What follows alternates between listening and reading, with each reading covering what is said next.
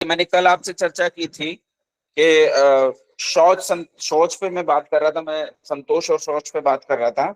शौच कहते हैं स्वच्छता को, स्वच्छता दो प्रकार की, बाह्य और आभ्यंतर। और उसके बाद संतोष। संतोष में मैंने आपसे कहा कि पूर्ण पुरुषार्थ करना और उसके बाद हमेशा प्रसन्न रहना, इसका नाम संतोष है। अब तो नीचे आ जाएगा। और तीसरा मैंने तप बताया था, द्वंद्व सहनम तपः।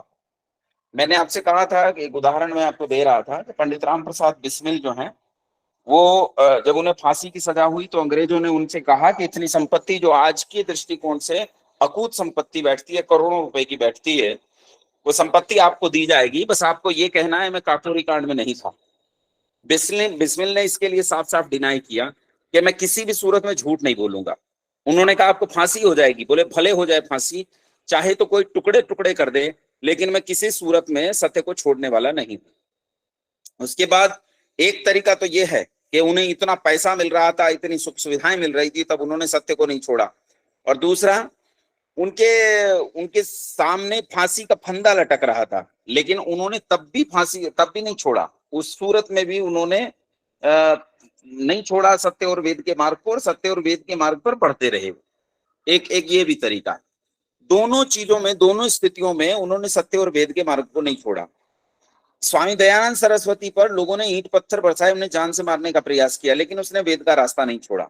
राजा ने उनसे कहा कि लाखों रुपया प्रतिमास, आज की स्थिति में देखें तो सैकड़ों करोड़ रुपया, सैकड़ों करोड़ रुपया प्रतिमास इस गद्दी पर आता है, आप वेद के मार्ग को छोड़ दो। लेकिन उसने छोड़ने से साफ साफ मना कर दिया। इसे कहते हैं द्वंद्व सहनम तप, अर्थात सत्य और वेद के मार्ग को किसी भी सूरत में नहीं छोड़ना, इसका नाम तप है। स्वाध्याय, स्वाध्याय कहते हैं, अच्छा स्वाध्याय में लोग बहुत सारी चीजें जोड़ लेते हैं। स्वाध्याय किसे कहते हैं, क्या मुझे बताएगा कोई? स्वाध्याय किसे कहते हैं? हाथ खड़े करेंगे। प्रियकांत तिवारी जी। गुरुदेव, किसी ग्रंथ को पढ़ना स्वाध्याय कहते हैं हमारे हिसाब से। तो किसी भी ग्रंथ को पढ़ना स्वाध्याय कहलाता है। उत्पल पांडे जी बताएंगे किसे कहते हैं स्वाध्याय? नमस्ते आचार्य जी। स्वाध्याय का मतलब होता है कि जो भी हमने किया उसके ऊपर मतलब स्व अध्याय करें कि क्या हमने वो उचित किया या अनुचित किया, जो भी कर्म ठीक किया है, हमने। ठीक है। रीना गोयल जी। मैं सबसे की स्वाध्याय की हम धार्मिक पुस्तकें पढ़ें और फिर उस पर चिंतन करें कि हमने जो पढ़ा है, मतलब कि जो सीखा है वो हमने सही सीखा है, और हम किस दिशा में जा रहे हैं, सही दिशा में जा रहे हैं या नहीं जा रहे हैं।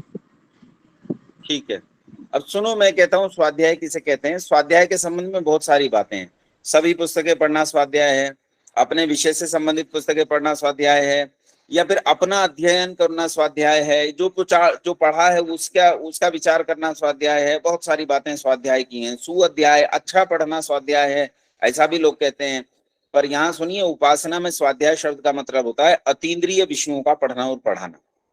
अतीन्द्रिय विषयों को पढ़ना और पढ़ाना, यही स्वाध्याय के अंतर्गत आता है। जब मैं ये नहीं कह रहा हूं आपसे कि आप क्वांटम फिजिक्स मत पढ़िए, मैं आपसे ये भी नहीं कह रहा हूं आप अलजेब्रा और कैलकुलस नहीं पढ़िए, वो पढ़िए, उसे पढ़ने से आपकी जानकारी बढ़ेगी।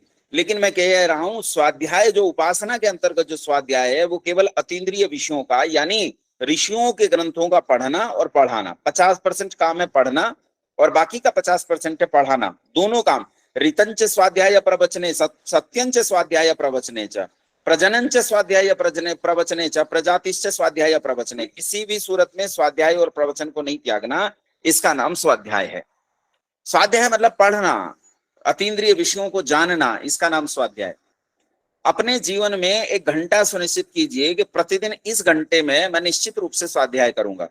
इस घंटे में मैं निश्चित रूप से अपना जो मैंने सोचा है अतीन्द्रिय विषयों के, ऋषियों के जो ग्रंथ हैं उन्हें पढ़ूंगा, पढ़ाऊंगा। सांख्य दर्शन पढ़िए, योग दर्शन पढ़िए, ऋग्वेद आदि भाष्य भूमिका पढ़िए, सत्यार्थ प्रकाश पढ़िए, आर्योद्देश्य रत्नमाला पढ़िए, आप जो है वैशेषिक दर्शन पढ़िए, आप छांदोग्य उपनिषद पढ़िए, आप ये बृहदारण्यक उपनिषद पढ़िए, आप जो भी उपनिषद हैं, दर्शन हैं, उन्हें पढ़िए, जो ऋषियों के ग्रंथ हैं उन्हें पढ़िए। इसे स्वाध्याय कहते हैं। स्वाध्याय के बाद आता है ईश्वर प्रणिधान। ईश्वर प्रणिधान का मतलब होता है कि हर समय ये समझना कि ईश्वर मुझे देख रहा है, हर समय ये समझना कि ईश्वर की दृष्टि मुझ पर है, हर समय पाप करने से इसलिए रुकना कि ईश्वर मेरे प्रत्येक कर्म को देख रहा है। ईश्वर जैसा आपके हृदय में है ना, जिसे आप सत्य मान रहे हो, वैसा आपका आचरण भी रहना चाहिए। इसे इसे कहते हैं, इसे ईश्वर प्रणिधान आपको लेकर जाता है इस स्थिति में। आप जो काम कर रहे हैं उस काम में आप जुटे हैं कि नहीं जुटे हैं, पूरी लगन से आप उसमें जुटे हैं कि नहीं जुटे हैं, ईश्वर आप पर दृष्टि रखता है। तो ये हर समय ईश्वर को अपने जीवन में धारण रखना, इसका नाम ईश्वर प्रणिधान है। अब बैठे हैं, ईश्वर मन में है, रेल में है, ईश्वर मन में है, आप भोजन कर रहे हैं, ईश्वर आपके मन में है। अब आप कहीं छिप नहीं सकते ईश्वर से, सब जगह ईश्वर मौजूद है। ये स्थिति जब आपकी हो जाती है तो आप समझिए आप ईश्वर प्रणिधान की स्थिति में हैं। ये 5 नियम कहलाते हैं और ये उन 5 यमों के लिए जो बीज था उपासना का, उसके लिए खाद पानी का काम करते हैं। अब मानो उपासना के बीज से अंकुर फूट गया, जब 24 घंटे में ये यम और नियम आप अपने जीवन में ले आते हैं। अब जब उपासना के बीज से अंकुर फूट ही गया है तो अब इसे आगे बढ़ाने का प्रयास करना पड़ेगा। आप उपासना के द्वार पर आकर खड़े हो गए हैं, अभी उपासना का द्वार खुला नहीं है, ये याद रखिए। उपासना के द्वार तक आप पहुंच गए हैं, उपासना के द्वार की ताली भी आपके हाथ में है। अब आपको इस द्वार को खोलना है। कैसे खोलेंगे? तो खोलने के लिए यम नियम के बाद आता है आसन। आसन तो आप जानते ही हैं, आप बहुत सारे आसन देखते हैं, लेकिन जो आसन आप टीवी पर देखते हैं या कोई बाबा जी आसन करवाते हैं, वो केवल व्यायाम है, वो आसन नहीं है।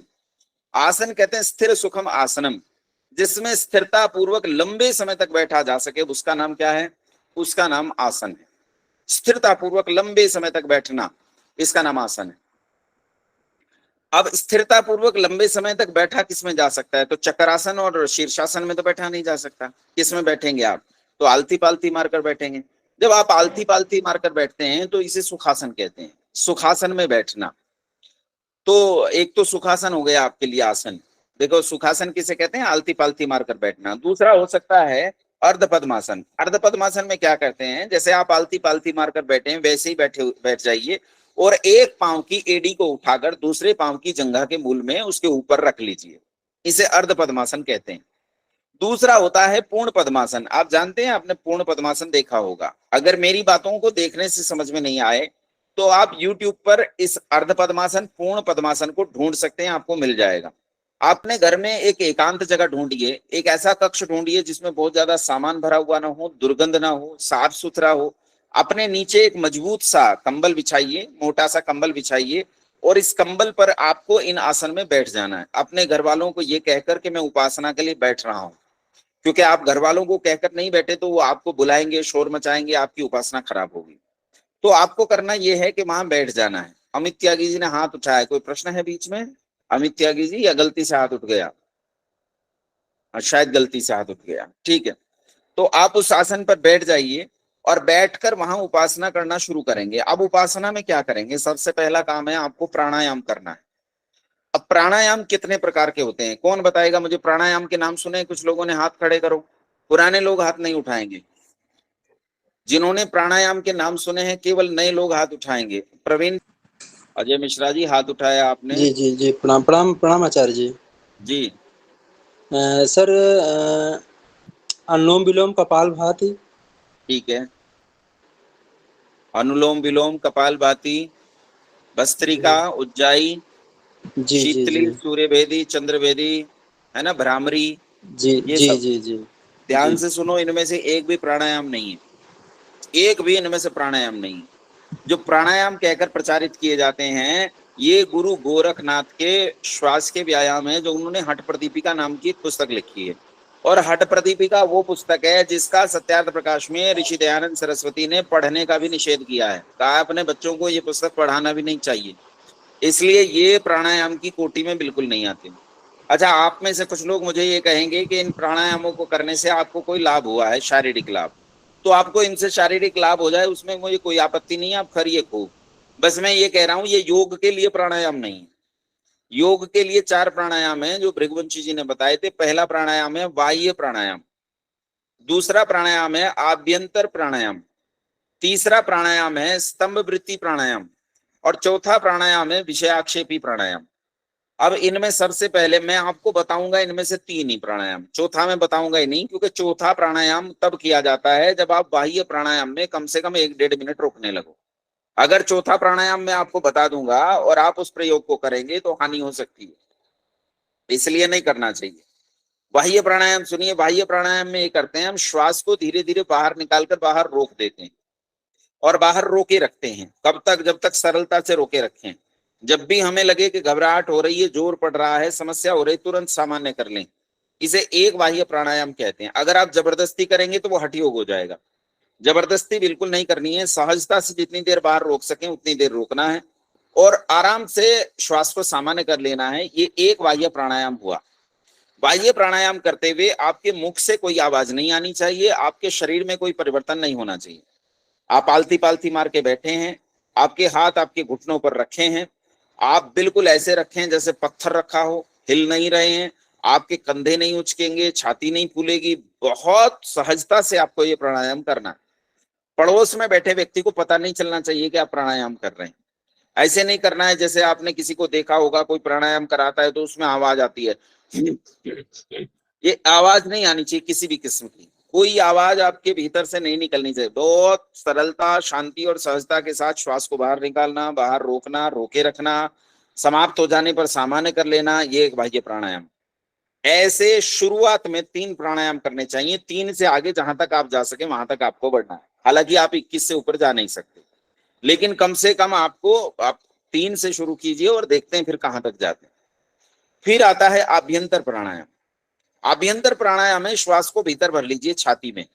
अब देखो, भीतर जब श्वास को लेते हैं इसमें भी एक गड़बड़ी लोग करते हैं। और गड़बड़ी क्या होती है कि हम जब सांस को भीतर खींचते हैं तो उस सांस को थोड़ा सा फेफड़े में नीचे की तरफ इस तरह ले जाते हैं कि डायाफ्राम नीचे की तरफ फैलता है, जिससे हमारा पेट फूल जाता है।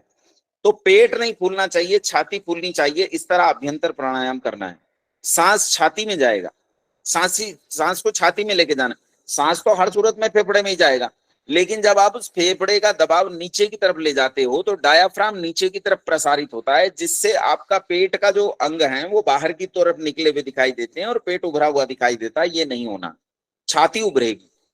तो ये आपको दूसरा आभ्यंतर प्राणायाम करना है। जब तक सरलता से कर सकें उसके बाद सामान्य कर लीजिए। और ऐसे भी कम से कम 3 प्राणायाम आपको करने। तो 3 और 3 कितने हो गए? 6। प्राणायाम करते समय आपको यह ध्यान रखना है कि आपको कोई जप नहीं करना है, किसी प्रकार का कोई बंध नहीं लगाना, कोई बंध नहीं लगाना, कोई जप नहीं करना है किसी भी किस्म का। केवल ध्यान रखना है कि मेरा प्राणायाम कितनी देर रुक रहा है, मैं कितने प्राणायाम कर चुका हूं, इस समय मेरे शरीर में प्राण कहाँ है, इस पर ध्यान देना। तीसरा प्राणायाम स्तंभ वृत्ति है। स्तंभ वृत्ति प्राणायाम का मतलब है अपने नासिका के अग्रभाग पर अपने मन को टिका दो और अपने श्वास को, आंखें बंद हैं आपकी, आप अपने श्वास पर अपने मन से नजर रखे हुए हैं। ये बाहर भीतर आ जा रहा है और बाहर भीतर आते जाते हुए आप अचानक जहां का तहां श्वास को रोक देंगे। इसे स्तंभ वृत्ति प्राणायाम कहते हैं। जब तक सरलता से रोक सकते हैं रोके रखें, उसके बाद सामान्य कर लें। ये एक स्तंभ वृत्ति प्राणायाम हुआ। ऐसे भी कम से कम आपको 3 स्तंभ वृत्ति प्राणायाम करने हैं और अधिक से अधिक आपकी मर्जी कहां तक आप जा सकते हैं। तो टोटल हो गए 3 बाह्य, 3 आभ्यंतर और 3 स्तंभ वृत्ति। टोटल हो गए 9 प्राणायाम हो गए। चौथा होता है विषयाक्षेपी प्राणायाम। विषयाक्षेपी प्राणायाम करने का सामर्थ्य योगियों में होता है, जो बहुत लंबे समय तक योग का अभ्यास कर लेते हैं, उनमें होता है, अन्य लोगों में नहीं होता है। राहुल कुमार जी, कोई प्रश्न है? आपका हाथ खड़ा है। अपनी स्क्रीन को बार बार अनावश्यक नहीं छुएं, उससे कुछ एक्टिविटी ऐसी होती है जिससे कक्षा बाधित होती है। तो ये 9 प्राणायाम आप कर लें। 9 प्राणायाम करने के बाद फिर आप पहुंचते हैं प्रत्याहार पर। प्राणायाम के बाद अगला क्षेत्र आता है प्रत्याहार का। फिर से एक बार दोहरा देता हूं। आप आलती पालती मारकर बैठ गए हैं, आंखें बंद हैं, हथेलियां आपकी घुटनों पर रखी हुई हैं या फिर अपने गोद में हाथ के ऊपर हाथ करके रख लिया है जैसे योगी लोग रख लेते हैं। कमर, गर्दन, सिर सीधे। आप किसी एक आसन में बैठे हैं, चाहे सुखासन में चाहे पद्मासन में। आंखें बंद है, घर वालों को कह दिया है मुझे नहीं छेड़ना है, और आप बैठे हैं। न वहां गर्मी ज्यादा है न ठंड ज्यादा है, आपको कोई परेशानी न हो, इस तरह से आपको बैठना है। बैठकर पिछले 5 मिनट, बस मुश्किल से 3 मिनट में आपको पिछले 24 घंटे का चिंतन करना है। कोई यम नियम आपसे टूटा तो नहीं। उसका चिंतन करने के बाद आपको प्राणायाम करने हैं, बिना कोई जप किए, बिना कोई बंद लगाए, बिना कोई विचार किए आपको प्राणायाम करने। प्राणायाम में विचार ये करना है श्वास कहाँ रुक रहा है, इस समय कहाँ है, कहाँ जा रहा है, क्योंकि लोकेशन सांस की पता होना बहुत जरूरी है। जब तक आपको ये पता नहीं होगा कि पवन पुत्र हनुमान कहाँ तक पहुंचा है, उसे उससे सीता कितनी दूर रह गई है जो अशोक वाटिका में बैठी है, उस तक आपको कैसे पहुंचना है, कितनी दूरी अभी रह गई है, और वहां से वापसी में वो कितनी दूरी पर आ गया है पवन पुत्र, ये जानकारी होना बहुत जरूरी है। इसलिए प्राणायाम पर ये नजर रखिए कि वो शरीर में किस हिस्से में है, कितने प्राणायाम आप कर चुके हैं, अब तक टोटल संख्या कितनी हो गई है, मैं बाह्य प्राणायाम और आभ्यंतर में कितनी देर श्वास को रोक पा रहा है, ये करना है आपको। प्राणायाम के बाद आता है प्रत्याहार। प्रत्याहार कहते हैं मन को रोकने का अभ्यास। मन को रोकने का अभ्यास ये होता है कि आपका मन जो है वो टिकता नहीं है, बड़ा चंचल होता है। अब चंचल मन को रोकने का तरीका क्या है, चंचल मन को रोकें कैसे? तो चंचल मन को रोकने का तरीका है प्रत्याहार। प्रत्याहार शब्द का अर्थ है, प्रति का मतलब उल्टा, आहार का मतलब है भोजन, यानी भोजन से उल्टा काम करना, इसका नाम प्रत्याहार है। यानी आंख से आप आंखें खोलकर देख रहे हैं और देखते हुए आपको देखने की क्रिया को बंद करना है। आपके कान खुले हैं, आपको सारी आवाजें आ रही हैं, लेकिन कान खुले खुले आपको सोचने की क्रिया को, वो सुनने की क्रिया को बंद कर देना है। आपके मुंह में स्वाद है, चाहे आपके पानी का ही स्वाद है, मुख में जो नेचुरल स्वाद होता है वही स्वाद है, लेकिन उस स्वाद को लेते लेते आपको स्वाद अनुभव करने की क्रिया को रोक देना। ये जब आप कर देते हैं तो मानो आप मन को अपनी मुट्ठी में कर लेते हैं। लेकिन ये होगा कैसे? बड़ा मुश्किल काम। अच्छा, एक बार एक काम करो, जहां बैठे हो, जो लोग सफर में नहीं है, कुछ लोग सफर में भी होंगे, मैं जानता हूँ, कुछ गृहिणियां हैं जो इस समय रसोई में खाना बनाते बनाते सुन रही होंगी, है ना? तो माताएं ऐसा करती हैं, वो कान में ईयरफोन लगाया होगा और वो खाना भी बना रही होंगी या बच्चों को खाना खिला रही होंगी और सुन भी रही होंगी। तो जो इस अवस्था में नहीं है उनसे भी चाहूंगा थोड़ी देर के लिए इस अवस्था को छोड़ दो और इस अवस्था को छोड़ के एक बार कमर गर्दन सिर सीधी करके बैठो। जो लोग पालती मार के बैठ सकते हैं वो पालती मार के बैठे, जो कुर्सी पे बैठे हैं वो कुर्सी पे ही बैठ सकते हो, कुर्सी पे अपनी कमर गर्दन सिर सीधा करके बैठ जाओ। बैठ जाओ, देखो सीधे बैठो, सीधे बैठो और सामने आंखें खोलकर देखो आपको क्या दिख रहा है। आपके सामने आपके परिवार के लोग घूम रहे हैं, आपके सामने दीवार है, कुर्सी रखी है, घर का सामान है, सामने घड़ी लटक रही है, कुछ चित्र लटक रहे हैं, सब दिख रहे हैं। आंखें खोलने खोले इन सबको देखना बंद कर दो, एक भी चीज दिखाई नहीं दे, आंखें खुली रहे आपकी, और अब आपको कुछ भी दिखाई नहीं दे रहा है। ऐसा हो सकता है? कभी नहीं हो सकता ऐसा। आपको सब दिख रहा है। तब कैसे करें कि इस देखने की क्रिया को बंद करें? मैं उपाय बताता हूं। अब एक काम करो, आंखें बंद कर लो, ऐसे कमर गर्दन सिर सीधे, आंखें बंद, बिल्कुल आंखें बंद करके बैठ जाओ, हथेलियां घुटनों पर रख लो। जो लोग सफर में हैं वो नहीं कर पाएंगे, बाकी सब लोगों की बता रहा हूं वो कर पाएंगे। जो माताएं घर का काम कर रही हैं, अगर काम को रोक सकती हैं तो रोकें, नहीं रोक सकती तो करती रहें, कोई बात नहीं, आपको कल कराएंगे। लेकिन आप तनिक देर के लिए बैठ जाइए, आंखें बंद कर लीजिए और अपनी अपनी विचार श्रृंखला को अपने शरीर के भीतर ले आइए, अपने मन के भीतर ले आइए। संसार से स्वयं को काट दीजिए, समझिए संसार है ही नहीं, मैं बैठा हूं और मुझे केवल योगेश जी की आवाज सुन रही है, इसके अलावा मुझे कुछ नहीं सुन रहा, कुछ भी नहीं, यह आवाज मुझे सुन रही है। अब एक काम कीजिए, अपने कानों से एक एक आवाज को अनुभव करने का प्रयास कीजिए। सुनिए, सुनिए, आपको मेरी आवाज सुन रही है, पत्नी बच्चों के चीखने की आवाज सुन रही है, पतिदेव के बोलने की आवाज आ रही है, घर में बर्तन खड़क रहे हैं, पंखा कूलर चल रहा है उसकी आवाज है, हो सकता है किसी के घर में फ्रिज की आवाज करता हो उसकी आवाज है, आपके बाहर से एक मोटरसाइकिल जा रही है उसकी आवाज है, मेरे बोलने की आवाज आपको निरंतर सुन रही है। सुनिए, इन सारी आवाजों को सुनिए, एक भी शब्द आपके कान से छूटे नहीं। सुनते जाइए, सुनते जाइए, सुनते जाइए, सुनते जाइए, सुनते जाइए, सुनिए, सुनिए। अब देखो आपके कान में लगातार एक झिंगुर जैसी आवाज आ रही है, देखो, सुनो, जैसे घंटियां सी बजती हैं, जैसे झिंगुर बोल रहा हो, ऐसी आवाज लगातार आपके कान में आ रही है, आ रही है। सुनो इसे, सुनो, इन सारी आवाजों के बीच में ये आवाज आ रही है, सुनो इसे। बस अब आंखें खोल दो, सीधे होकर बैठ जाओ, कोई दिक्कत नहीं, आराम से सहजता से बैठ जाओ। अब ईमानदारी से मुझे एक बात बताओ, जिन्होंने किया है हाथ खड़ा करके मुझे बताएंगे, जिन्होंने किया है वो मुझे ये बताएंगे कि कान से जब आप इन चीजों को सुन रहे थे जो मैंने सुनने के लिए आपको कहा, ईमानदारी से बताना, क्या उस समय आपका ध्यान एक बार भी आपकी आंख पर गया? एक बार भी आपके नाक पर, जीभ पर, त्वचा पर गया? बोलो जी। नहीं हाथ गया खड़े जी, नहीं जी गुरु जी नहीं नहीं गया आचार्य जी, नहीं नहीं नहीं नहीं नहीं गया ना, नहीं गया ना, नहीं गया, नहीं गया। अब ध्यान से मेरी बात सुनो, अब चुप हो जाओ, अब मेरी बात सुनो ध्यान से, म्यूट कर लो अपने माइक। जब आप अपने मन को एक इंद्रिय पर टिकाते हैं, आपकी 5 इंद्रियां हैं, आपके श्रोत्र है, नासिका है, चक्षु है, त्वक है, ये आपकी 5 जीवा है, ये आपकी 5 इंद्रियां हैं। इन 5 इंद्रियों के 5 विषय हैं, जिनका स्वराज जी की आवाज खुल रही है, बंद कर दो। इनके 5 विषय हैं। आंख का विषय है रूप, कान का विषय है शब्द, किसी का माइक खुला है, संयोजक ध्यान दें। कान का विषय है शब्द, नासिका का विषय है गंध, त्वचा का विषय है स्पर्श, और जिह्वा का विषय है रस। जब आप किसी एक इंद्रिय पर अपने मन को रोकते हो तो बाकी 4 इंद्रियों का काम अपने आप शून्य हो जाता है। इस तरह हम प्रत्याहार करते हैं और अपने मन को एक इंद्रिय पर केंद्रित कर देते हैं। ये बिल्कुल ऐसी बात है जैसे हम चारों ओर बहते हुए पानी चारों ओर से बहना रोककर किसी एक तरफ बहने के लिए जब कर देते हैं, तो जब किसी एक इंद्रिय पर मन को टिकाते हैं तो अन्य इंद्रियां जो हैं वो अन्य इंद्रियों का कार्य व्यवहार बंद हो जाता है, और इस तरह हमारा मन हमारी मुट्ठी में आने लगता है, हमारी पकड़ में आने लगता है। और जब मन हमारी पकड़ में आ जाता है तो प्रत्याहार लगभग मान के चलो 4 से 5 मिनट कर लेने के बाद आप पहुंचते हैं धारणा की तरफ। अगला पद है धारणा का। धारणा में हम क्या करते हैं, हम अपने शरीर के किसी एक स्थान पर अपने मन को टिकाते हैं। शरीर का कोई एक स्थान चुन लेते हैं। कुछ लोग अपने नेत्रों के बीच में जहां बिंदी लगाते हैं, टीका लगाते हैं, वहां चुनते हैं। कुछ लोग कपाल के बीच में चुनते हैं। कुछ लोग अपने रीढ़ की किसी हड्डी को चुन सकते हैं, और कुछ लोग हृदय कमल को चुन सकते हैं। हृदय कमल कौन सा है मैं बताता हूं।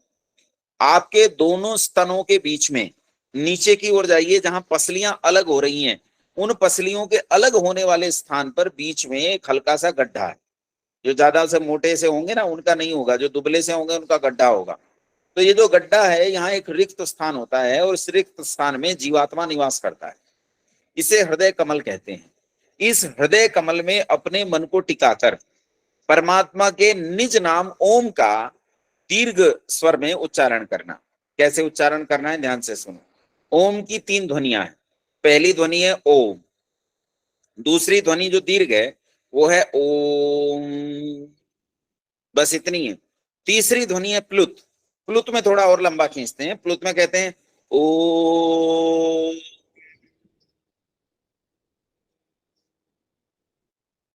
बस ये 3 ध्वनियां, इन 3 ध्वनियों के अलावा कोई ध्वनि है ही नहीं ओम की। कुछ लोग कहते हैं घंटों खींचते रहते हैं ओम की, वो कोई है ही नहीं, ना व्याकरण में है ना दर्शन में, कहीं है ही नहीं। लेकिन पता नहीं कहां से बना लिया है, बीच में ओम को बड़ा लंबा खींचते हैं। कई लोग तो इतना लंबा खींचते हैं कि उनके साथ कुत्ते रोने लगते हैं। तो ये सब नहीं करना है। आपको ओम को उतना ही खींचना है जितना ओम को खींचने के लिए ऋषियों ने हमें कहा है। अब ऋषियों ने कितना कहा है, दीर्घ में आपको खींचना है ओम, बस इतना। और जब आप इस तरह से ओम का उच्चारण अपने मन में करते हैं, देखो ये होठ से नहीं करना, मन में करना है। फिर बता देता हूं। आलती पालती मारकर आप बैठे हैं, घर वालों को मना कर दिया मुझे छेड़ना मत, आंखें बंद हैं, कमर गर्दन सिर सीधे हैं, हथेलियां घुटनों पर या गोद में हैं। आपने बस 2-3 मिनट में विचार किया, पिछले 24 घंटे में कोई यम नियम तो नहीं टूटा है। टूटा है तो प्रतिज्ञा करो आगे से नहीं टूटेगा। यम नियम के बाद आप प्राणायाम करते हैं। प्राणायाम में आपने 9 प्राणायाम से शुरू किया है। पहले बाह्य किए 3, फिर आभ्यंतर किए 3, फिर 3 स्तंभ वृत्ति किए। उसके बाद प्राणायाम के बाद हम प्रत्याहार करते हैं। एक एक इंद्रिय पर अपने मन को टिकाया। लगभग मानकर चलिए आपको 40 से 50 सेकंड तक अपने मन को एक इंद्रिय पर टिकाना है। फिर स्विच कर जाना है दूसरे इंद्रिय पर, फिर स्विच कर जाना है तीसरे इंद्रिय पर। और अगर समय बढ़ा सकते हैं इसका तो समय बढ़ाइए, 1-1.5 मिनट 2 मिनट एक इंद्रिय पर टिकिए। देखिए कितना देर कर सकते हैं आप। जितना प्रत्याहार करेंगे उतना मन मुट्ठी में आएगा। मन से ही सारा काम होना है। मन के बाद आपको धारणा पर जाना है। धारणा में अपने मन को अपने हृदय कमल पर टिकाकर और मन में, मुख से नहीं, मन में ओम का उच्चारण करना है। और तज्जपस तदर्थ भावनम, अर्थात जैसा परमात्मा का नाम है और उसका अर्थ है उसका विचार करना। ओम शब्द बोलना और विचार करना कि ईश्वर सर्वव्यापक है, सब जगह मौजूद है। सर्वशक्तिमान है, उसे अपने काम करने में किसी सहायता की जरूरत नहीं, अनंत है, उसकी कोई सीमा नहीं है, वो अणुपरिमाण है, वो विभू है, व्यापक है, सारे संसार में फैला हुआ है, कोई स्थान उससे खाली नहीं है, वो सच्चिदानंद स्वरूप है। ईश्वर ऐसा है, उसके बारे में विचार करते जाना, उसके गुणों का विचार करते जाना। यहाँ आपको 10 से 12 मिनट टिकना है। ये टोटल आधा घंटा हो गया आपका। आधा घंटा आपको करना है, ये धारणा है। जब इस धारणा को करते हो तो आपका मन भागेगा इधर उधर, किसी का मन दुकान में जाएगा, किसी का बच्चों के खाने में जाएगा, किसी का पति देव में जाएगा, किसी का पत्नी देवी में जाएगा, सब मन इधर उधर भागता रहेगा। जब ये मन भागता रहेगा तो आपको जबरन इस मन को पकड़कर यहाँ लगाना है, बार बार भागने पर बार बार पकड़ लाना है, बार बार लगाना है। उसके बाद जब ये मन अपने आप बड़ी निष्ठा से लगने लगे, बड़ी दृढ़ता से लगने लगे, तो अब आप ध्यान की अवस्था में आ गए। और जब ये मन तोड़ने से भी नहीं टूटे तो आप समझ जाओ कि अब आप समाधि की अवस्था में हो। धीरे धीरे आप इन अवस्थाओं से होते हुए परमात्मा से तादात्म्य बना लेते हो, और जब परमात्मा से आपका तादात्म्य बन जाता है तो आपको मिल जाती है मुक्ति, और मुक्ति से आप मोक्ष को प्राप्त हो जाते हो। जन्म मरण के इस आवागमन से, इस बंधन से मुक्त होकर आप परमानंद भोगते हो। वो आनंद जिसे मोक्ष कहते हैं। क्या होता है मोक्ष? मोक्ष उसे कहते हैं जहां दुख का लेश भी नहीं है। 36,000 बार सृष्टि बने, 36,000 बार प्रलय हो, इतने काल तक मोक्ष में रहते हो, और संसार के सारे सुख मिला दें तो मोक्ष के एक कण भी सुख के बराबर नहीं है। मोक्ष का एक कण सुख और सारे संसार के सारे सुख, चरम स्तर के सारे सुख, पर मोक्ष के एक कण के बराबर भी नहीं है। ऐसा आनंद वहां भोगते हो, परमपिता परमात्मा का आनंद है, उस आनंद को भोगते हो। असल में मोक्ष का मतलब दुखों से छूट जाना है, और दुखों से छूटने की जो अवस्था होती है उसमें आनंद ही आनंद है, उस सुख को प्राप्त करते हो। मैं आपको आज उपासना करवाता भी, यहीं से आपको उपासना करवाता ऑनलाइन ही, लेकिन समस्या ये है कि आज वो नेटवर्क की प्रॉब्लम के कारण मैं आपसे उपासना नहीं करवा सकता हूँ, उसके लिए क्षमा चाहता हूँ। तो आज मैं आपसे प्रश्नकाल भी नहीं लूंगा, प्रश्नकाल कल उपासना करवाने के बाद ही लूंगा। कल हम उपासना करवाएंगे। आज कतिपय टेक्निकल कारणों से जो कक्षा में विलंब हुआ उसके लिए मैं आपसे क्षमा चाहता हूँ। कल इन जो भी प्रश्न आपके होंगे अभी इसी समय अपने कागज पेन पर नोट कर लीजिए। कल आपसे प्रश्न भी लूंगा, उपासना करवाऊंगा, और उसी समय आपके सारे प्रश्नों का उत्तर दूंगा।